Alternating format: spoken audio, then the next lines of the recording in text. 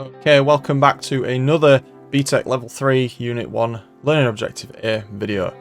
In this second video, we're going to be looking at the UKIE, one of the oldest trade bodies to do with digital games in the world. And just before we get into that, I just want to say thank you so much to all the people that have given me feedback so far on the videos that I've done.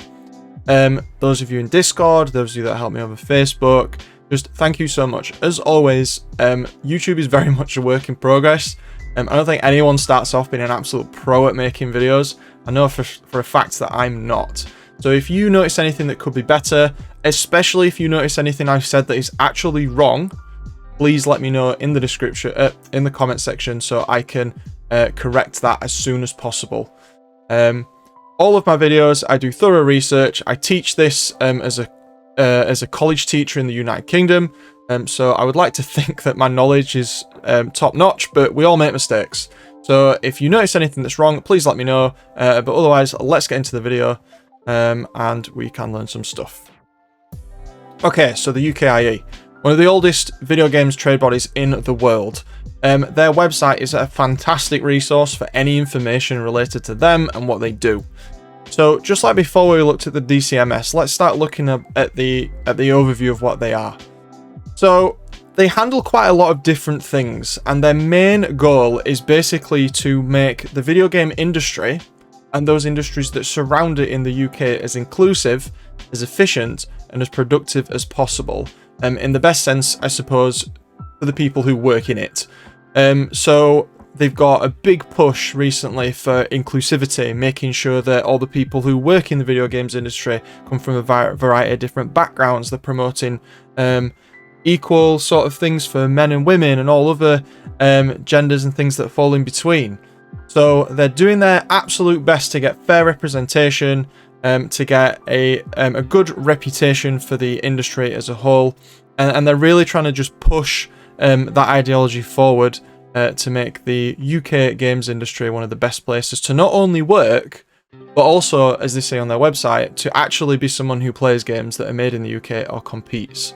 So they're not just pushing for this game developers having a good time, it's about everyone. So really they're genuinely invested in the betterment of the esports scene, but also the video game scene in the UK as a whole. So that's like an overview of what they do. They've worked with the likes of Ferdinand and others to push forward their ideologies.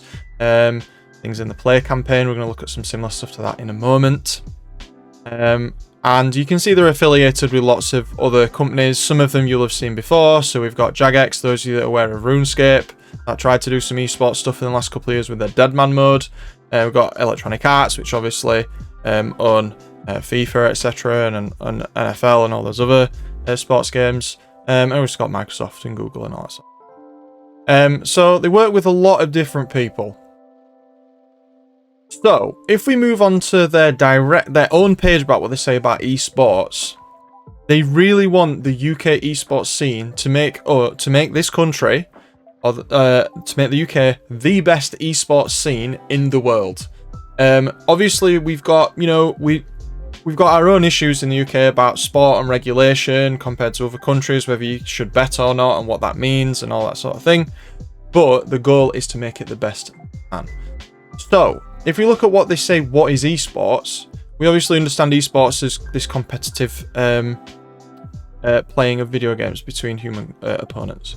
So the things that they're doing is they're looking to promote opportunities, but this is not only for players, this is for the surrounding industry. So they are highly invested in making top quality broadcasts, in allowing schools or companies or even politicians to fully understand what esports actually is and get rid of this sort of stereotype that sort of 10 years ago was associated with people who played video games competitively. They've seen as they played too much.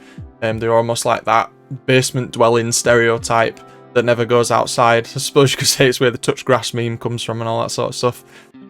So they're really trying to promote opportunities in esports for everyone to understand it more, to see what it is, to be involved in it. And they're trying to work towards making the experience for players and fans better for things such as immigration, well-being and regulation. So, for example, some of the stuff we're going to look at later in Unit 1 is sort of how does England compare to other countries? How does the UK compare to like Germany or America or Korea? And one of the things we have is because esports isn't a sport, which is something we've said before, the way that immigration works and visas works, especially now that we've left the EU and free movement's not as easy, is it's a little different. So they're trying to get that as streamlined as possible so people can feel more comfortable having their esports events. But it must be a good thing because we've got the Rocket League World Championships that's taken place. We've got the Commonwealth Games esports games that's taken place this year for the first time, which is amazing. And then also, I think next week we've got the Pokemon World Championships. So we've got the Pokemon trading card game, which is not an esport, but then we've got the sort of the Pokemon Sword and Shield and all the other games that are esports. They've got their tournaments going on as well. So clearly, with the Pokemon company being international, they're not afraid to come to London and to put an event on. So they must be doing something right. And also, they work with other sub-companies like Digital Schoolhouse, which reaches over to lots of different children to educate them in careers in esports and the entertainment sector. So as an esports student, you may have already come across them already, depending on where you're from in the country. And then finally, they offer networking opportunities. The more we all talk to each other, the better. The more we get to know each other, the more opportunities that we find. And you can see on this webpage that there's some companies that they work with. The next video on the channel will be about the British Esports Federation, so they're on there. And we've also got others that you'll be familiar with. So we've got Team Dignitas, we've got ESL, we've got Nintendo, etc, etc. So all very big names in the esports scene in the UK. And you can see that from this, they're highly invested. So whereas before the DCMS are sort of this overarching, they ask people what's going on, they want opinions from people like the UKIE, people like the British Esports Federation. They just sort of oversee. They don't have an active role. However, the UKIE, very active role in the esports scene. Very, very active. If we just hop over to this final page, one of the other things they do is sort of this support and these services that they do. So when people are involved with the UKIE, if we think about all the esports titles that are going to be developed or that are developed, they do what they can to support the creator of that title. So you see here they do intellectual property services. So if you design an amazing esports game, you want to protect your IP, the UKIE will help you with that. So that obviously companies like Riot and companies like Epic, etc., they love stuff like that because they want to protect their IP very, very strongly. And they also offer trade programs and sales information to other countries and things like that to help us sort of get an idea of what's going on and to give people more opportunity. They're also highly invested in training people up to have a bigger role in the scene as well. Be that the broadcasting side or the production side, or the video game design side, or even the competing side. So they've got this high involvement in all sectors. And really, they're just trying to push forward the idea that esports and video games in general isn't this thing that it was sort of demonized to be 20 years ago. It's this amazing pastime that people love to do. Some people do it because they make money from it and they like competing at a high level. Some people do it because they like to have fun, because it includes all people of all backgrounds, genders, all those sorts of things. And so they're really big pushes in activity. So if we wrap this up then, UKIE, the second company that we've looked at, a not-for-profit company. They operate purely to put back into the scene. They do not operate for profit. They have a highly invested interest in the esports scene.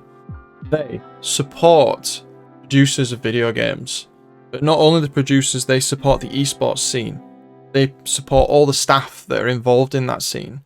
They support grassroots by looking at children and giving them opportunities to be exposed to esports and video games and to have that opportunity that they wouldn't otherwise have. They care very strongly about responsible use of video games. So looking at how age ratings are implemented and giving parents the tools that they need to understand video games and to set boundaries. And they work to improve our relationship with other countries, to show them that the UK is a sort of a leading force in esports, or is at least trying to be. So, vastly different video to the last one in terms of involvement. The UKIE website is fantastic, so if you want to go and read some stuff, if you want some things for your assignments, or you've been set some homework from your teacher, this website is brilliant. It's an absolute goldmine. You can find lots of stuff. But we'll be leaving it there for the UKIE today. As always, if you've got any further questions, or if there's something that I didn't address that you feel like I should have, pop in the comments below. I can always make a video reply, I can always update this video. And I hope you enjoyed it. We'll be looking at the British Esports Federation next. But in the meantime, see you later. Thanks for watching.